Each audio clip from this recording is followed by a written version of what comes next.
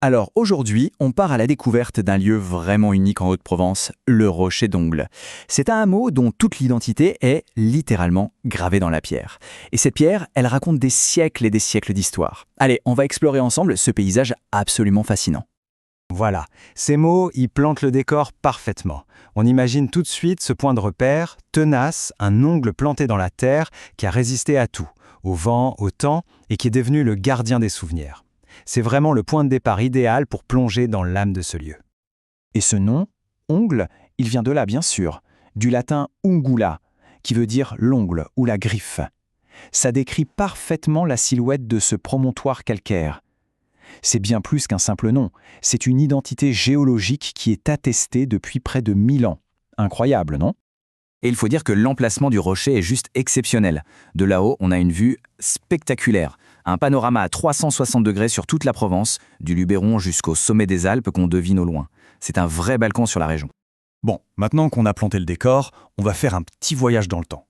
On va voir comment ce paysage a été façonné par l'histoire, par les gens qui y ont vécu. Parce que le rocher, ce n'est que le début d'une histoire bien plus grande. Ce qu'on voit ici, en fait, c'est un véritable cycle. Construction, destruction et puis résilience. On a cet apogée au XIIIe siècle, le village est florissant, et puis arrivent les guerres de religion. Et là, tout bascule.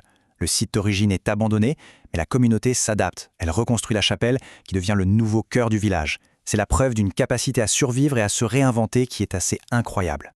Et de cette époque, il reste quelque chose, les ruines de Vierre qu'on appelle le Vieil Ongle. C'est un témoignage vraiment poignant. On se promène au milieu de ces pierres et on imagine cette communauté qui a vécu là, qui a prospéré avant d'être balayée par l'histoire. Ça nous rappelle qu'une autre vie existait ici bien avant. Au cœur de cette histoire de survie, il y a donc la chapelle. C'est elle, la rescapée. Reconstruite après les guerres, elle est devenue le point de ralliement. Et tous ces noms, Notre-Dame du Rocher, de Pitié, de Bénonos, ils racontent son importance spirituelle et la richesse de sa tradition. C'est vraiment l'âme du hameau. 24. Alors ce chiffre, 24, il correspond à un véritable trésor qui se cache à l'intérieur de la chapelle. Imaginez, sous la voûte de style baroque, on trouve 24 médaillons peints. Et ce n'est pas juste une décoration, c'est un ensemble complet d'images qui fait de cette toute petite chapelle un lieu d'art et de foi juste remarquable. Allez, après ce voyage dans le passé, revenons à une histoire plus récente. Une histoire qui sent bon la Provence, une histoire de travail et de plaisir aussi. Le paysage vivant d'aujourd'hui. Parce que qui dit Haute-Provence dit forcément lavande. Au début du XXe siècle, une distillerie s'installe juste au quai du Rocher. Et d'un coup, le site s'ancre dans l'histoire économique de la région. Ces toisons de tôle, un peu inattendues dans le paysage, sont devenues un véritable symbole de cette culture emblématique. Et voilà comment ce paysage est vécu aujourd'hui. Ce n'est plus seulement un lieu de travail ou de prière, c'est aussi un formidable terrain de jeu et de découverte.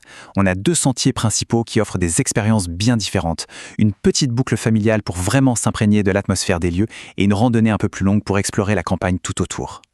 Si on prend le chemin le plus accessible, c'est génial, parce que le parcours nous fait traverser toutes les couches de l'histoire qu'on vient d'évoquer.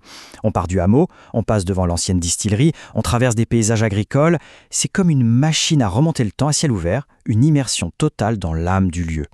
Mais attention, l'histoire ne s'est pas arrêtée là. Il y a un autre chapitre, beaucoup plus contemporain cette fois, qui est absolument crucial pour comprendre ce qu'est Angles aujourd'hui. 1962. Cette année-là, c'est un tournant majeur dans l'histoire récente du village. Une nouvelle couche de mémoire vient s'ajouter à ce passé déjà si riche.